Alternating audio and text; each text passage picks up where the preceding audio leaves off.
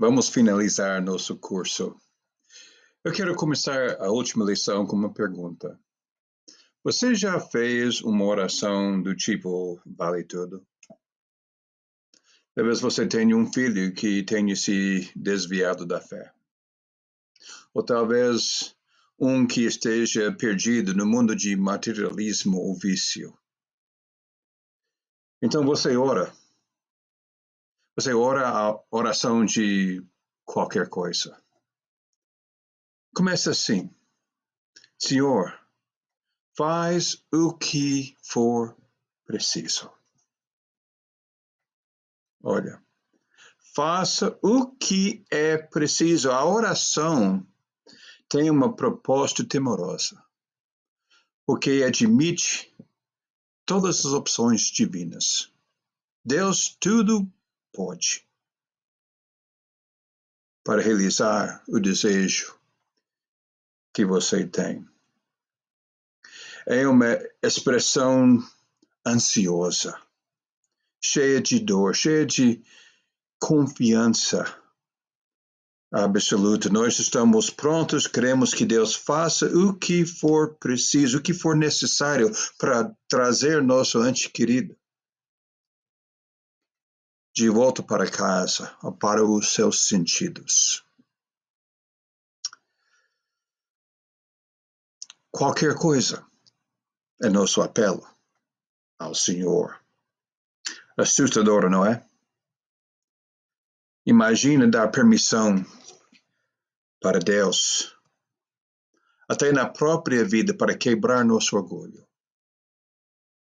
para humilhar-nos, para nos tirar tudo e qualquer coisa que obscurece o seu propósito e sua glória em nossos olhos. Qualquer coisa nós dizemos. Faça o que for preciso, nós dizemos. O ponto é que a gente não vai lá. A gente não começa com essa oração. A gente tenta tudo antes de orar essa oração. A gente não vai lá de ânimo leve. Vamos lá em nosso desespero. A refletirmos sobre esses componentes espirituais, o propósito da fé na vida da gente, eu chego a um lugar inquietante. Veja, quando você considera o espírito contemplativo que tem fome e sede de Deus, ou quando consideramos o desafio de santidade, ou defendemos, a ideia de buscar viver pelo Espírito Santo, ou defender os oprimidos, ou a própria natureza consumador da missão de Deus. A verdade é que a gente não sabe nem como responder aos desafios tão grandes.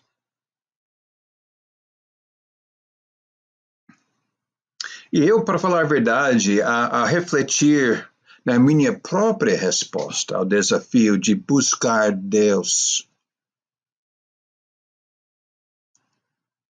e de buscar todas essas finalidades, todos esses propósitos divinos na minha vida e buscá-los todos de vez. Eu fico preso entre duas respostas. Minha favorita é a oração de vale tudo. Senhor, me leva para esse lugar, custe que custar. Faça o que for preciso, o que for necessário, mas me leva para esse lugar. Daí tem a minha resposta temerosa, menos fiel. Quando eu recuo e insisto que o caminho de Deus para mim deve ser qualquer coisa menos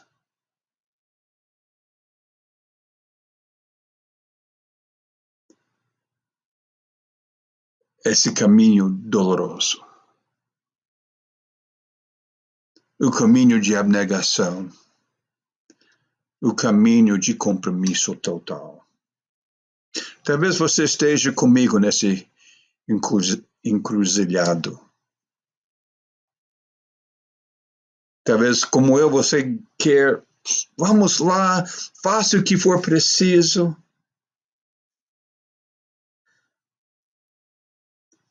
Mas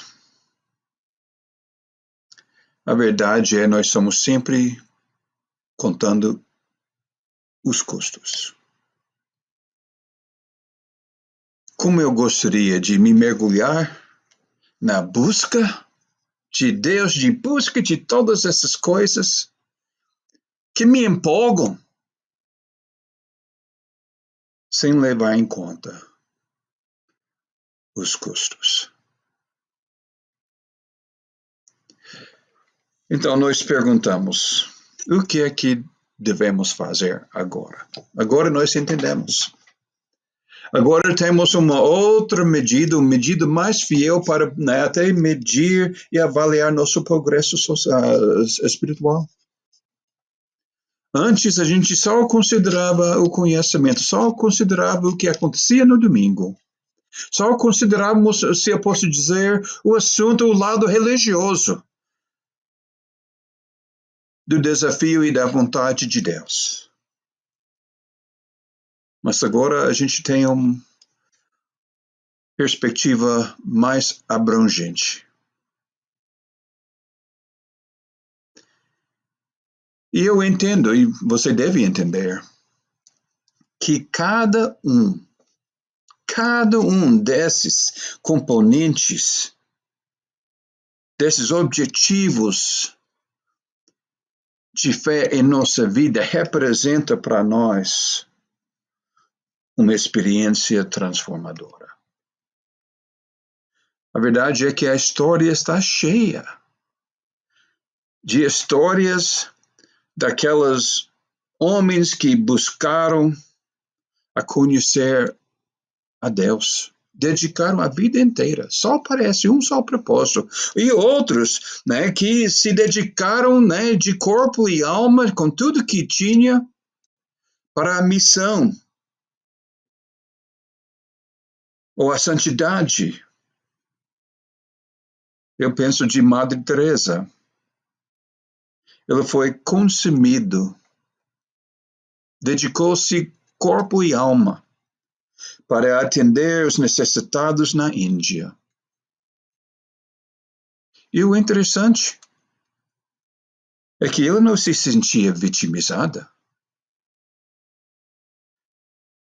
Ela não se sentia sobrecarregada, mas ela permanecia o retrato de paz e graça. Todos nós ficamos admirados com ela, não é não?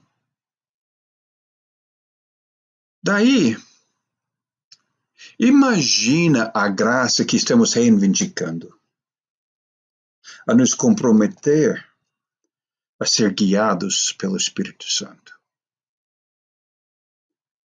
Essa é a conclusão que eu quero chegar. Qualquer um desses 6 objetivos de Deus em nossa fé, qualquer um desses componentes que a gente segue fielmente, oferece um empreendimento, um aprendizado vitalício. Imagina agora tentando engajar todos os 6 de vez. Imagina abraçando todos, se comprometendo a todos. É um pensamento que, bem, na minha cabeça quase não cai. Um pensamento medroso. Esta não é a religião de conveniência a que nos habituamos. É um compromisso total. No entanto, compromisso total não é nosso jeito. Não é nossa mania, não é?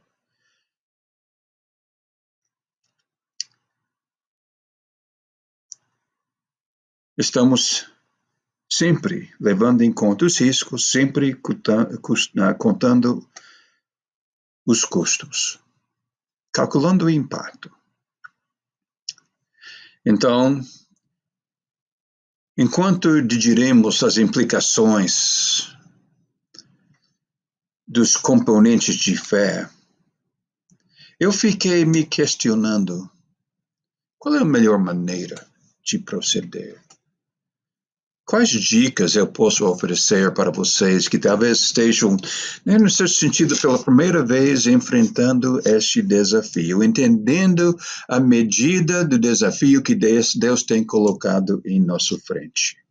Para falar a verdade, quando eu iniciei o curso, o objetivo meu foi simples, era aguçar seu apetite para uma vida contemplativa, para uma vida guiada pelo Espírito Santo, por uma vida que ame o seu próximo como a si mesmo, uma vida santa. Bem, vida de missão, quase esqueci.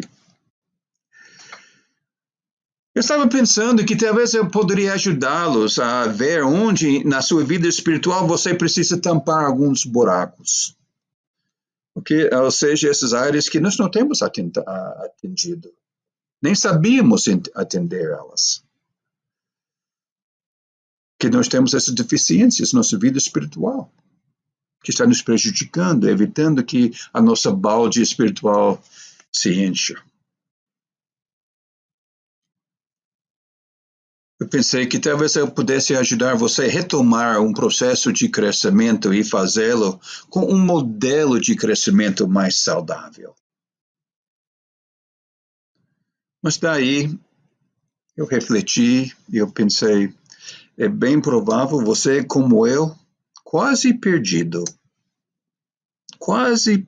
em como se deve engajar uma tarefa dessa. Eu quero encerrar nosso estudo compartilhando algumas reflexões sobre umas dinâmicas que eu penso será úteis para você nessa tarefa. O primeiro é que eu quero sugerir que você deve encarar essa tarefa como a obra de Deus dentro de você. E essa sugestão nasce da constatação de que qualquer um desses componentes é capaz de consumir um indivíduo. Já que nós sozinhos não vou poder falar isso. Nós, como indivíduos, sem falta, seremos sobrecarregados em nossa tentativa de dominar até um dessas disciplinas, desses elementos. Olha, já vai me dar um prato cheio. É a perspectiva de suceder em todos os seis, bem, é desmoralizante. Então, como proceder? Minha primeira sugestão é que não encaramos isso como um trabalho nosso. Esta é a obra de Deus. Muitas vezes nos aproximamos da nossa vida espiritual com a intenção de desenvolver as ferramentas necessárias, daí unir a disciplina e nos reinventar. Vamos ao encontro. Vamos assumir. Esta é uma receita para o fracasso ao enfrentar a profundidade desses 6 objetivos de fé. Sim, eu sei, algumas pessoas são mais comprometidas, mais disciplinadas, mais motivadas do que eu, mas eu estou dizendo, eu estou certo, qualquer mentalidade autocentralizada, autossuficiente vai nos falhar. Em vez disso, vamos entender que nosso sucesso eventual representará um ato de graça da parte de Deus. O êxito não começa comigo, nem você. Não começa com meus esforços, nem os seus. Começa com Deus e a graça dele. Então, em vez de um plano de ação, daqui o primeiro passo, daqui o segundo passo, daí o terceiro passo. Quero concentrar em Deus. E recomendo uma atitude que espera em sua graça para ter sucesso, onde não temos sido bem-sucedidos e nem podemos suceder, o que depende de nós. Embora minha sugestão possa ser contraintuitiva, recomendar um plano, para recomendar um plano tão assim passiva, eu confesso que a maioria das minhas iniciativas de autoajuda acabou em frustração. E a maioria das vitórias minhas começaram quando eu confiei em Deus para agir em meu favor no tempo dele. Estou só falando. Eu também posso afirmar. E a maneira que ele fez e quando ele fez não foi sempre de acordo com o plano que eu pensei ou imaginava. Aconteceu de uma forma diferente do que eu esperava. Mas mesmo assim, a maioria das minhas vitórias veio justamente quando eu confiei em Deus para agir na hora certa, no plano dele. Bem, consequentemente, eu acho que apoiar-me em Deus, para você se apoiar em Deus, é o melhor curso de ação ao enfrentar os desafios envolvidos, contidos, desafios que francamente me abalam em sua intensidade. Esse é o caso dos seis elementos que temos discutido. Consequentemente, meu mantra é mais como Deus permite, ou de acordo com sua graça, que você pode dizer, esse é um plano bem brasileiro, se Deus quiser. Se Deus quiser. É melhor do que meu plano, que pressupõe que eu posso navegar nesse processo com sucesso. Pessoalmente, eu não consigo imaginar um processo que me permite dominar sequer uma desses critérios, muito menos todos os seis, me tornar proficiente, me tornar competente em todos os seis. Consequentemente, confiar em Deus é nosso ponto de partida. Não é bem o que esperávamos, não é não? Mas vamos olhar para Deus. Segunda sugestão, a gente vai engajando os seis, concentrando-se no processo e não no objetivo. Olha, às vezes nós ficamos desanimados se nosso foco está na finalização distante, ou seja, no futuro. Lá no fim, lá no céu. Nós nos desanimamos quando o foco está numa finalização distante ou mal definida. Porque o objetivo final é demasiado vago e inatingível. É distante demais. Esse fato desafia a credibilidade de um desfecho satisfatório, um desfecho final feliz. Isso não significa que Deus não pode chamá-lo à existência, mas sugere que eu preciso me concentrar no processo ao invés do objetivo.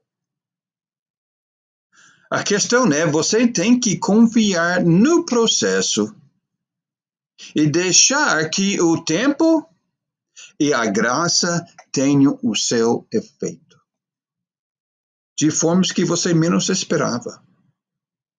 Bem, o caminho de Deus, o caminho que nossas 6 facetas de fé exigem, sugere que nós devemos nos tornar um povo orientado para o processo, ao invés de um povo orientado pelos resultados. Preciso confiar em Deus, sabendo que Ele vai me acompanhar. Ele vai se envolver, Ele é dono do processo. Sabendo, confiando piamente, que seja o que for o meu plano, vai falhar. O ponto é que confiar em Deus faz a diferença. Esta é a alma do desafio, afinal. Veja, quando eu me comprometer ao processo, eu estou compelido, obrigado a entregar o resultado nas mãos de Deus. Eu vou só tomar o próximo passo. Nem sei qual é o 29º passo. Nem sei. Eu vou tomar o próximo.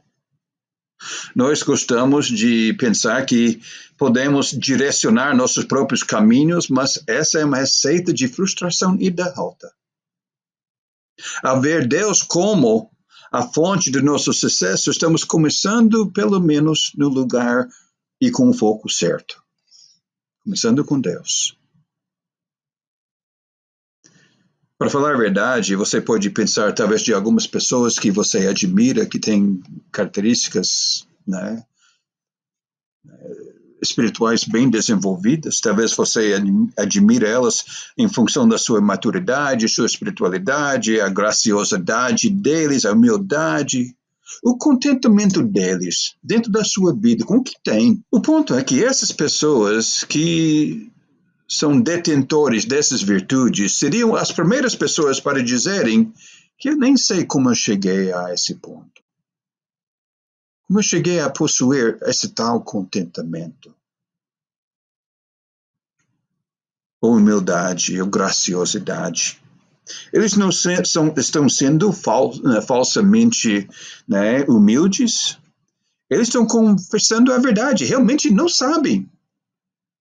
Porque o que eles conseguiram e o que eles realizaram com a ajuda de Deus. Ele foi o criador dessa graça, ele é o autor da sua transformação. E por isso, estamos tomando um passo certo. Primeiramente, confiar em Deus e, em segundo lugar, confiar no processo. Mal consigo imaginar qualquer uma dessas pessoas dizendo, olha, bem, eu tinha esse plano. Eu tinha 5 passos para alcançar a humildade, o contentamento. Não. De forma alguma. Em vez disso, eles citarão como eles apenas viveram um dia de cada vez querendo ser mais semelhantes a Cristo.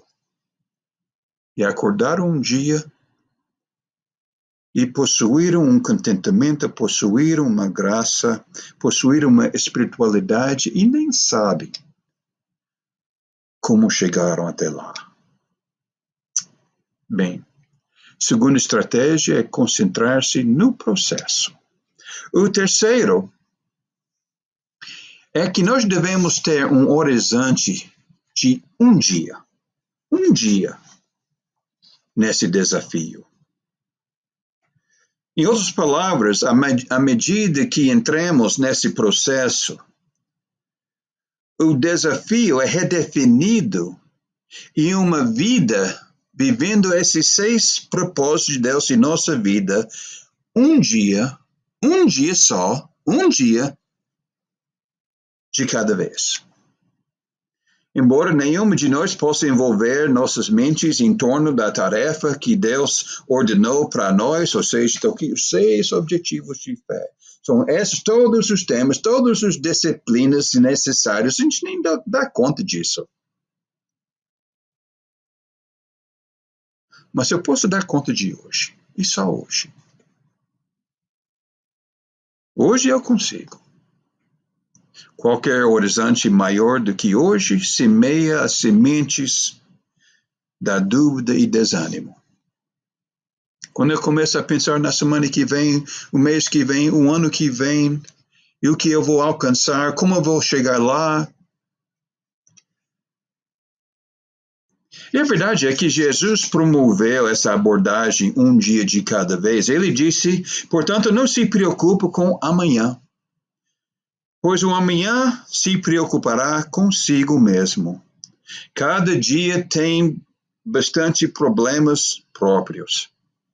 O que Jesus recomendou para uma atitude adequada em relação ao mal de cada dia pode também aplicar ao desafio potencialmente avassalador da transformação nossa. Ou seja, eu não dou conta, nem sei onde começar.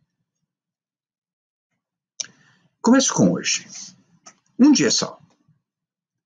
Isso sugere que não devemos esperar que nossa transformação salta edifícios. Em um único salto. Não funciona assim.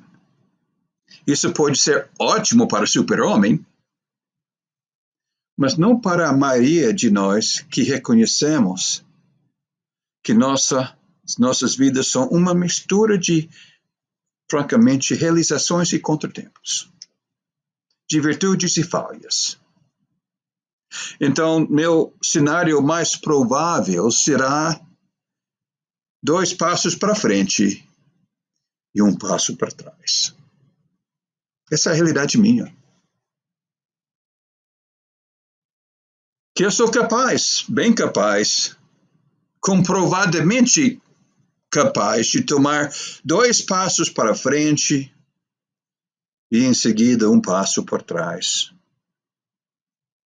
Eu estou dizendo, esse é o cenário mais provável na sua vida, na minha vida, nesse processo. Que eu vou tomar 2 passos para frente e 1 por trás, até eu alcanço a graça e a maturidade que Deus pretende na minha vida. Olha só, nossa inconsistência constante.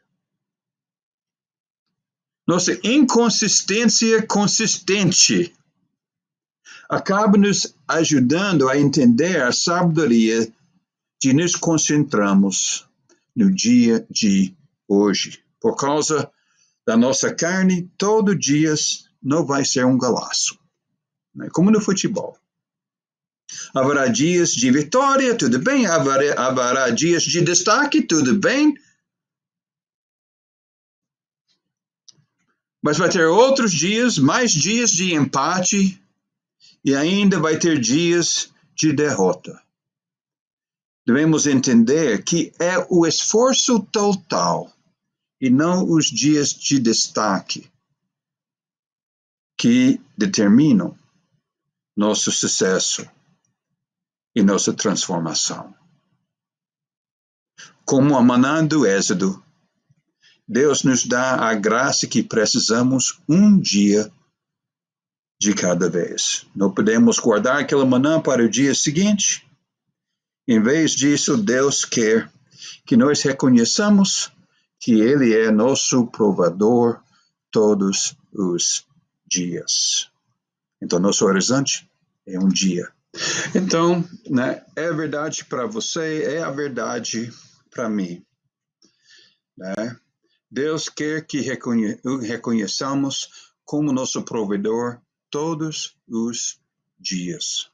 Isso não é somente em relação à comida e vestes e todo o resto que a gente necessita, mas e principalmente nessa questão de amadurecimento e crescimento espiritual, ele é a fonte. Se lembra que Tiago falou? Falta sabedoria, peça de Deus. E não é diferente nas outras virtudes que podemos e desejamos acrescentar à nossa fé. Portanto, meu coração desfalece diante dos horizontes distantes da minha transformação. Não posso nem imaginar o que vai precisar, né, o caminho para chegar lá, o que eu vou atravessar até lá, né, quais as tribulações, quais vai ser os desafios. Mas eu posso segurar os pontos para hoje. Eu posso confiar em Deus hoje. Portanto, quanto você como eu damos conta de hoje. Bem, eu espero que nosso estudo tenha sido um encorajamento para você e tenha ajudado você a reconsiderar os traços de maturidade espiritual. Talvez você tenha abordado a fé no passado com intenções interesseiras, querendo negociar alguma coisa com Deus, querendo tirar de Deus mais uma bênção. Olha,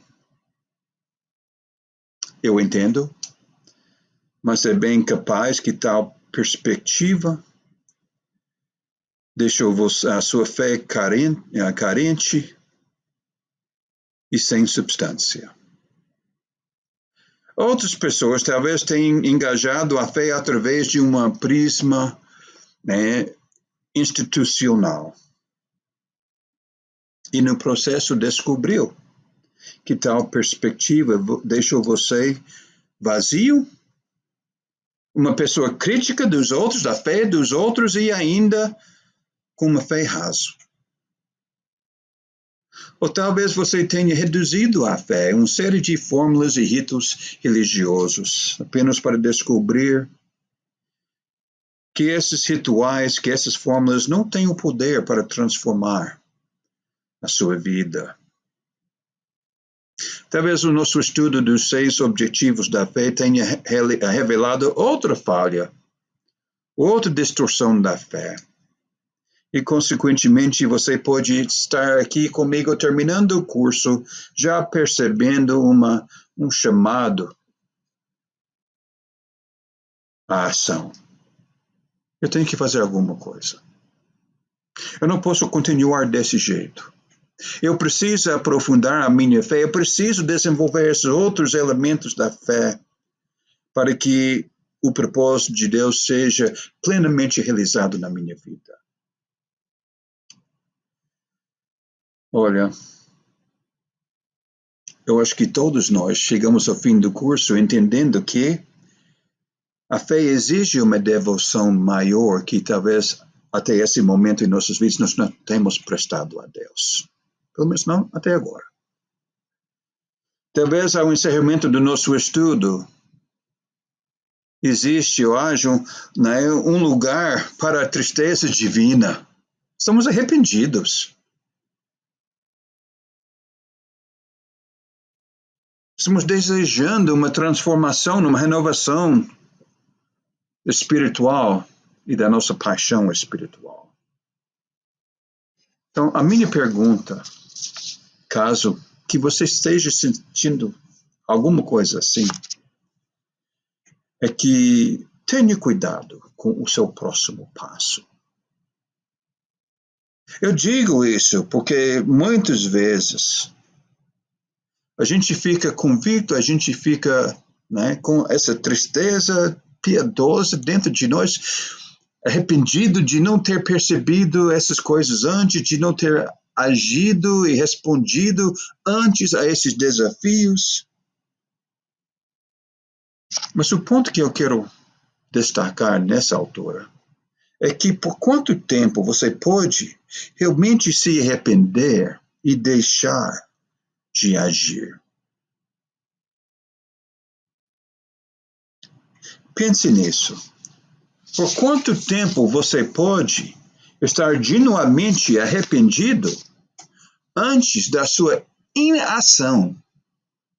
Eu não estou tomando nenhuma providência, nenhuma decisão. Antes da sua inação se torna ação. Ou antes que sua falta de resposta se torna a sua resposta. Muitas vezes permitimos que a nossa inação se torne a nossa resposta ao convite de Deus e ao chamado de Deus em nossa vida. Se você esteja convencido da sua necessidade de adicionar equilíbrio à sua fé, de acordo com os 6 elementos que nós temos descrito, então minha sugestão é se vira. Faça alguma coisa, começa amanhã, se não hoje. Vai na internet e vê o que você pode ver sobre o movimento contemplativo. Que tem em português. O que é que tem? O que é disponível? Ou a mesma coisa quanto à santidade. O ponto é que muitas vezes permitimos que a inação se torne a nossa resposta. Muitas vezes, nossa falta de resposta ao chamamento de Deus acaba se perdendo. Porque amanhã vamos entrar no trabalho, vamos entrar com outras questões, outras crises, né? Outra polêmica, não sei, e aquela que a gente pretendia, aquele sentimento que a gente teve, agora está perdida.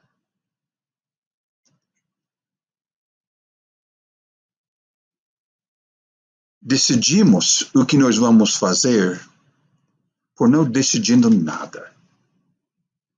Isso para mim é impensável. Satanás sempre quer que nós acreditemos que fazer nada é uma opção, quando não é. Não podemos marcar tempo na esfera espiritual. Ou estamos progredindo ou estamos perdendo terreno. Bem, o ponto é que não podemos ocupar o encruzilhado espiritual indefinidamente. Não podemos sobreviver num vácuo espiritual. Ou decidimos seguir em frente com Deus, ou nossa indecisão já se torna nossa decisão. Por isso eu pergunto, o que você pretende fazer com esses 6 componentes de fé? Você vai vestir a camisa? Ou você vai procrastinar? Amigos, veja bem, nós temos hoje, temos esse momento para tomar uma decisão fiel. Qualquer coisa a menos é só procrastinar. Teríamos decidido nosso destino pela nossa inação. E esse tópico é vital demais para sofrer um fim tão insatisfatório. Porque o chamado de Deus merece uma resposta cheia, plena, com paixão. Não merece a indiferença nossa. Eu sei que todo mundo está preocupado. Eu sei que todo mundo tem um plano. Eu sei que todo mundo tem obrigações. Mas o propósito de Deus em nossa vida merece uma resposta cheia e fiel. Sempre quando eu termino um curso, fecho um estudo, completo um livro, é sempre uma luta para mim. Será que eu estou pensando, será que eu já compartilhei meus pensamentos mais importantes? Algo mais precisa ser dito. É para mim uma decisão difícil. O fato de que as pessoas estarem aptos a lembrar os últimos, afirmações, as últimas palavras, ao invés das palavras no página 67, acrescenta um pouco de gravidade ao desafio do fechamento. E todo professor, todo escritor agoniza com a conclusão, porque queremos que a finalização ressoe, que ela faça um impacto, que as pessoas recebam uma chamada clara à ação. Veja, eu posso dizer, muitas vezes, o fim do nosso caminhado com Deus, nossa carreira com Deus, nós entramos em conflito com a agenda dele. Deus quer terminar a sua obra transformadora em nossas vidas com um estrondo.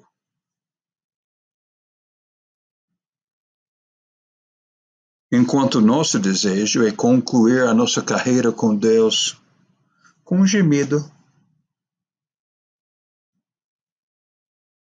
Olha, Deus tem o mesmo problema conosco que eu tenho com meus livros. Da mesma forma que eu queira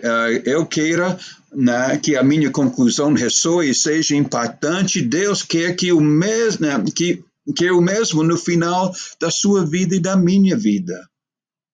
Nós queremos chegar ao nosso destino final com o menor salavanco enquanto atracamos na costa distante dos céus. Enquanto Deus está disposto a fazer nossa declaração final de fé, o nosso momento melhor, nosso momento mais fiel. Deus quer adicionar um último impacto à nossa história.